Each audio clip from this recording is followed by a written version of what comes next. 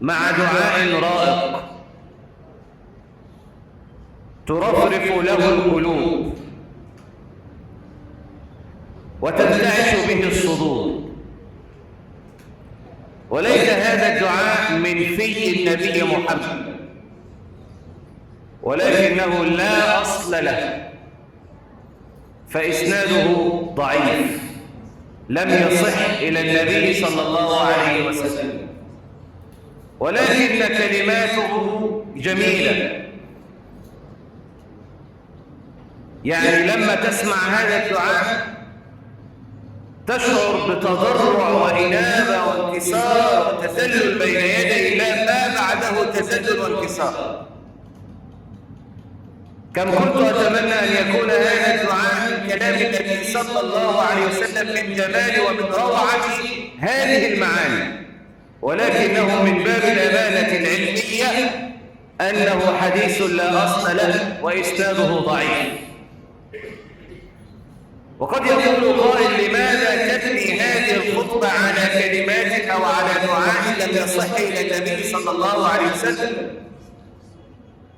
أقول هذا والله تبارك وتعالى له التوفيق، وله سبحانه وتعالى الإنابة والتوبة،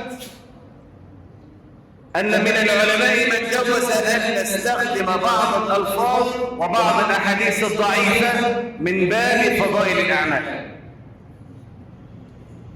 كما أن هذه الكلمة التي في هذا الحديث وفي هذا في هذا الدعاء كلماته كلها في صميم الدعوة إلى الله، وكلها في صميم التضرع إلى الله عز وجل والانكسار والخشوع والتضرع إليه سبحانه وتعالى، ولا مخالفة فيها تخالف العقيدة.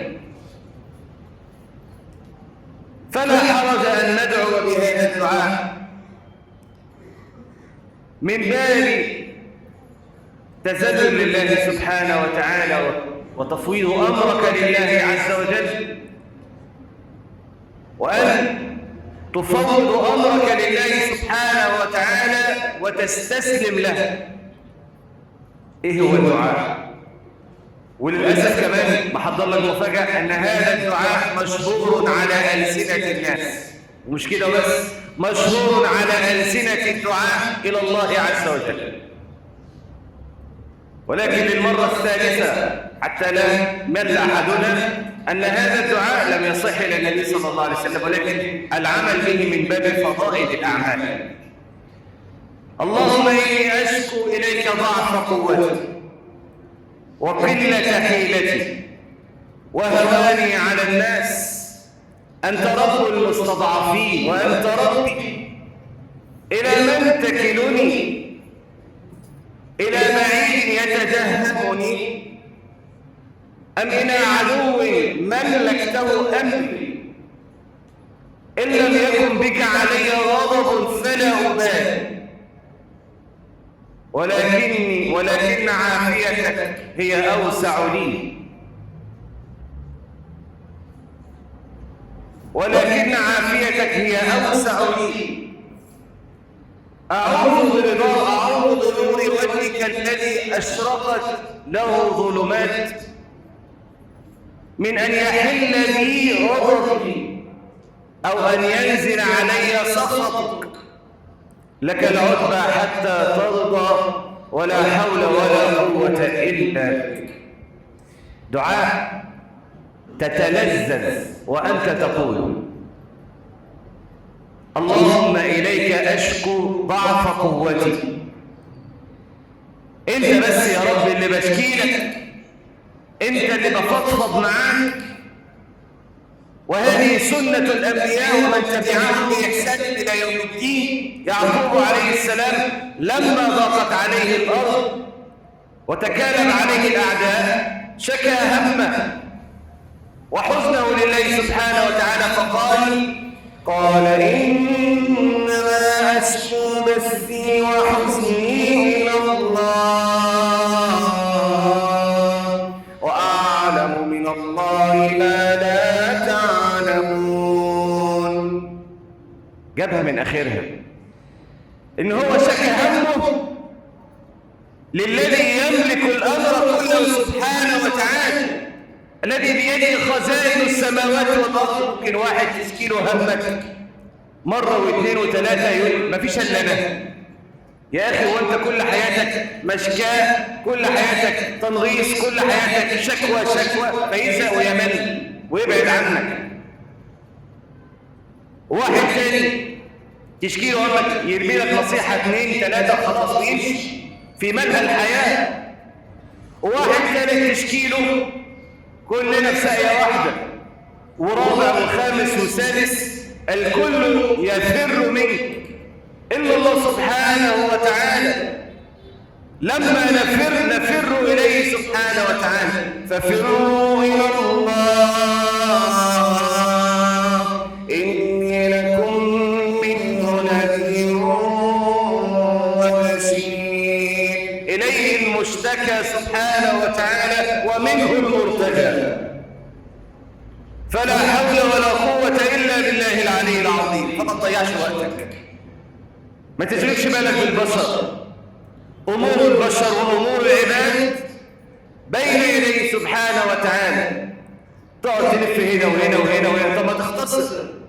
عارف ان فلان غني وفي فلان تاني اغنى منه، ده اغلى منه شويه، وتقعد تمشي هنا وهنا وتتضرع لده ولده ولده وتزيد لنفسك. طب ما هو موجود اهو، موجود سبحانه وتعالى في اي ساعه من ليل او نهار. تختصر الوقت، بس هي عايزه شويه تظبيطات منك. قلب سليم، تضرع اليه سبحانه وتعالى، مطهره للمطعم والمشرب، قرب من الله سبحانه وتعالى وبس. مكان طاهر وزمان شريف خلاص. مكان طاهر، مكان يكون مبدل، مكان مقدس، في جامع، في مسجد، في بيت يكون فيه طاعة الله عز وجل، في زمن شريف، في ساعة شريفة، في ساعة يرجى فيها الاستجابة، في ساعة الجمعة، في ساعة الثلث الآخر بين الصلوات، بين الأذان والإقامة. كل هذه الأزمنة الشريفة تتحرى فيها الإجابة، تشكو إلى الله عز وجل. أمن يجيب المضطر إذا دعاه ويكشف السوء ويجعلكم خلفاء الأرض أإله مع الله قليلا ما تذكرون. والله الذي لا أحلف إلا به لن تجد لا على الأرض ولا تحت الأرض ولا فوق الأرض ولا في السماء ولا بين السماء ولا فوق السماء أحد أحن إليك وأرحم بك منه سبحانه وتعالى. اللهم إني أشكو إليك ضعف قوتي. ضعفت يا رب، أنا ضعيف، أنا بعترف إن أنا ضعيف مش قد قوتك. وضعفت بين الناس، ضعف أمري، فلا حول ولا قوة إلا بك. اللهم إني أشكو إليك ضعف قوتي فأستمد القوة منك يا قوي، يا من لا يقهرك قوة في الأرض ولا في السماء. أستعين بقوتك يا رب، فلا حول ولا قوة إلا بالله. وقد قيل في كتب السيرة أن النبي صلى الله عليه وسلم على رواية الطبراني، الرواية الضعيفة كما قلنا، قال هذه الكلمات عندما عاد من بلاد الطائف لما خذلوه حتى دمت قدميه صلى الله عليه وسلم، وضربوه وشتموه وسال الدم من قدميه صلى الله عليه وسلم. ده هو خارج من مكة يلتمس أهل الطائف أن يجد فيهم رجل رشيد، صدوه وطردوه وضربوه وألقوا عليه الحجارة وسلطوا عليه الصبيان حتى تنحى جانبا صلى الله عليه وسلم بين الجبال وقال هذه الكلمات: اللهم إني أشكو إليك ضعف قوتي وقلة حيلتي. خلاص أنا ناصيتي بيدك. والله يا أخي سبحان الله، الواحد ساعات بيبقى ماشي في الشوارع بيركن العربية، بيبقى في بلد غريب، يركن عربية في مكان ممكن إيه مع أنت عارف السفر وعفاء السفر ممكن ما يبقاش فيه تركيز، بتبقى ماشي رايح مثلا تجيب حاجة أو رايح تصلي أو رايح أي مكان، فبتبعد عن مكان العربية بتاعتك، فبتبقى بينك وبين العربية مسافة، فأنت بينك وبين نفسك هاجس وسواس. ناصيتي دي لو أنا دلوقتي ذهني مش حاضر، مش مركز، مش واعي، مش متذكر، أرجع إزاي للسيارة تاني؟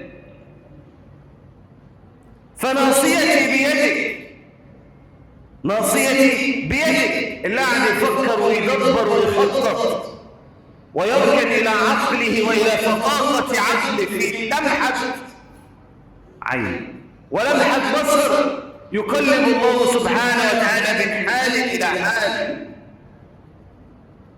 دايما يا حي يا قيوم برحمتك استغيث أصلح لي شأني كله ولا تكلني إلى نفسي طرفة عين. فلا حيلة لك ولا أي شفاعة لك بغير إعانة من الله عز وجل. اللهم إني أشكو إليك ضعف قوتي وقلة حيلتي وهواني على الناس. يا رب أنا الناس كلها ملطشة معايا، هواني على الناس، أنا هين على الناس، بس أنا غالي عندك. هذا رجائي فيك يا رب. طردوني وضربوني وشتموني وأنا على الحق وأنت تعلم أني على الحق. خذلني البشر وخذلتني الأرض بمن فيها، فلا تخذلني يا رب.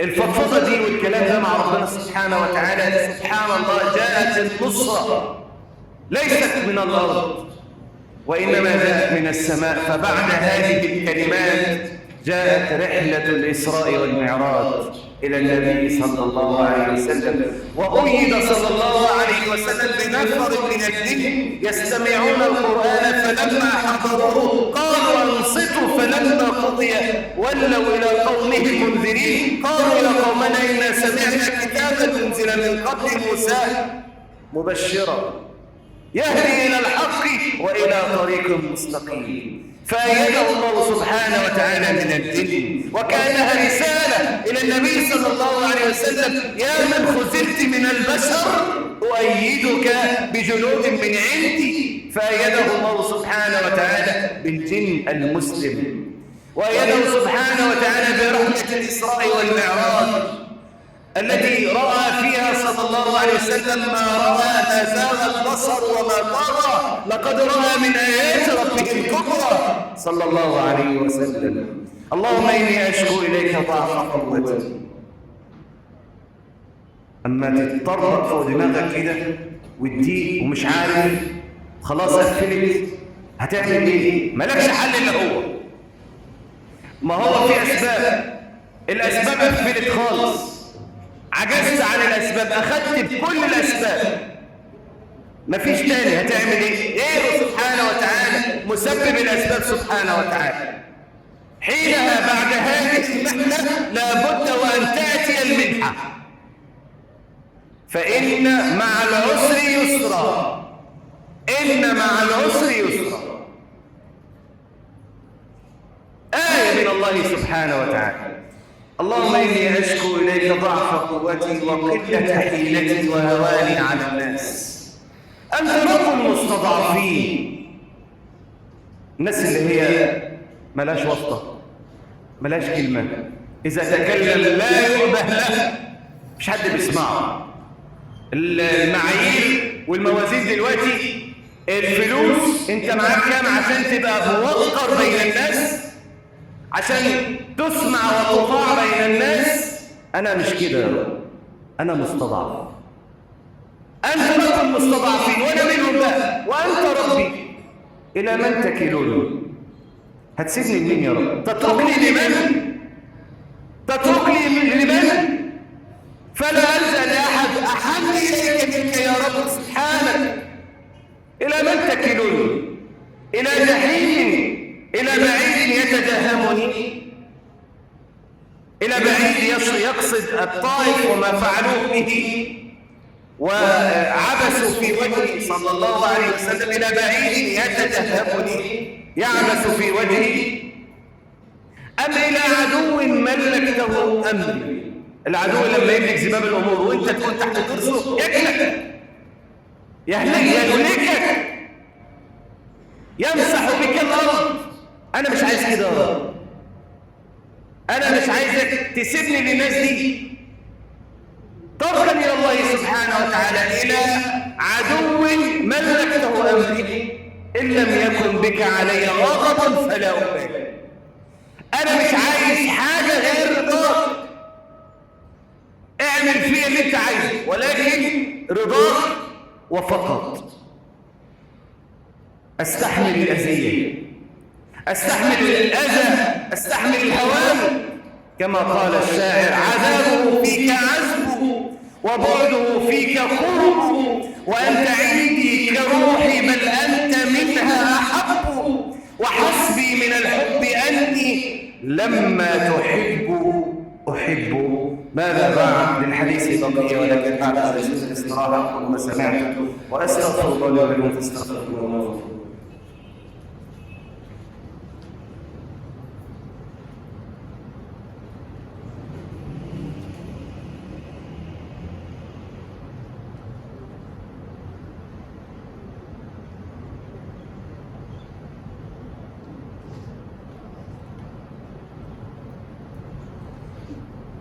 الحمد لله رب العالمين، له الحمد والسلام والثناء الجميل، واشهد ان لا اله الا الله وحده لا شريك له، يقول الحق ويهدي السبيل، واشهد ان نبينا محمدا صلى الله عليه وسلم امام الانبياء والمرسلين ثم اما بعد.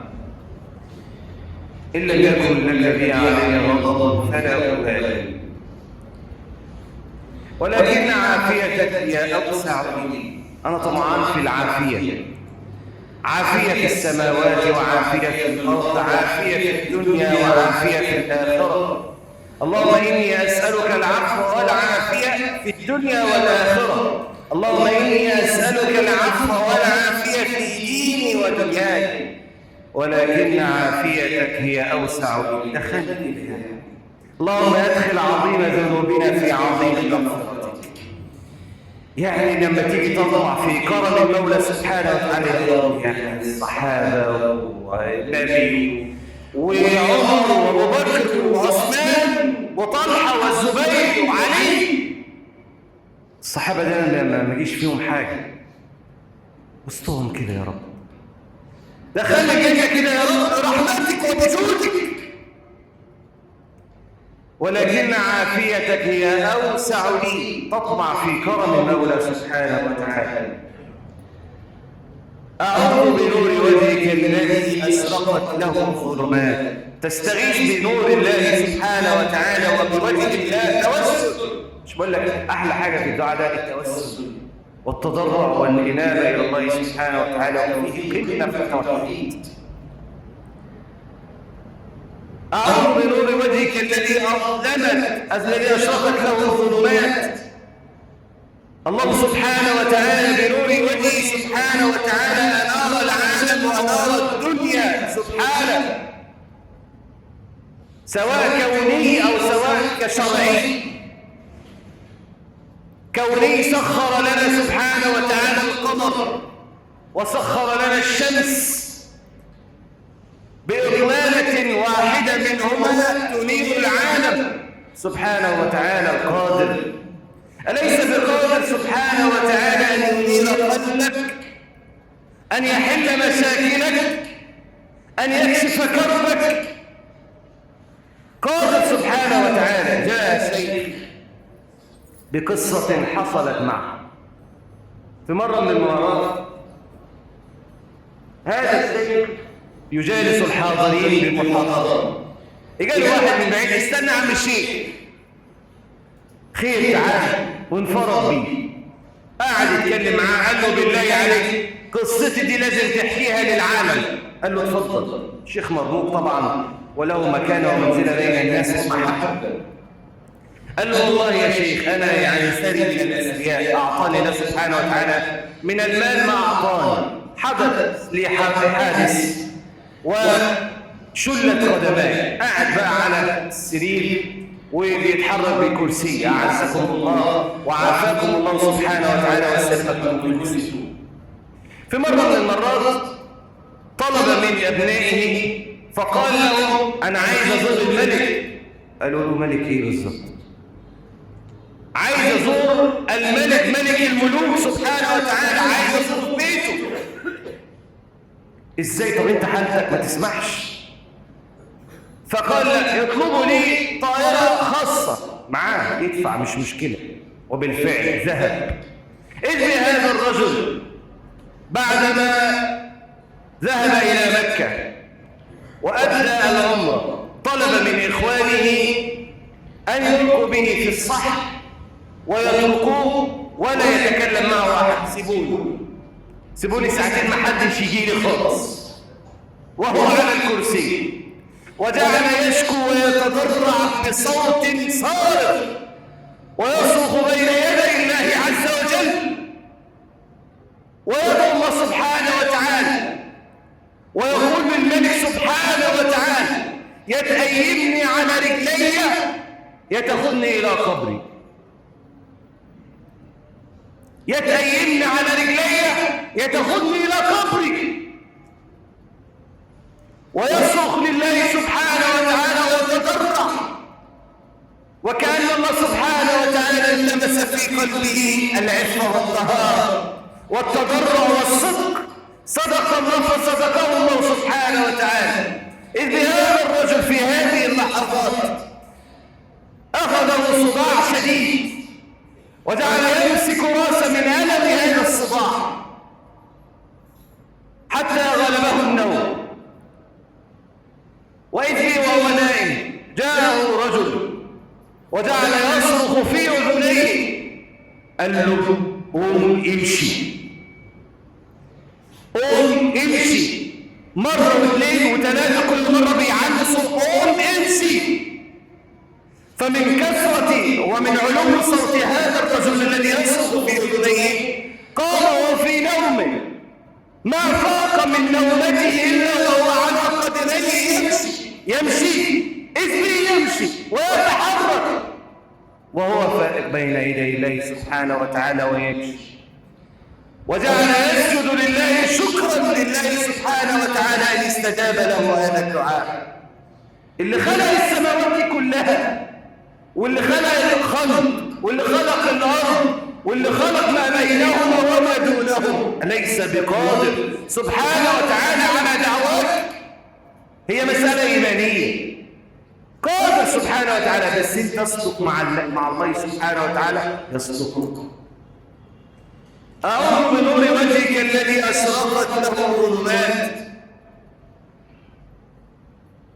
وصلح به أمور الدنيا والآخرة من أن يحل علي غضب أو ينزل علي سخط. الاثنين دول مش عايزهم منك يا رب، كفاية رضاك. وقال الشاعر فليتك تحلو والحياة مريرة وليتك ترضى والأنام خصام وليت بيني وبينك عامر وبيني وبين العالمين خصام. إذا صح منك الود فالكل هين والكل فوق التراب تراب. أنا مش عايز حاجة إلا أنت.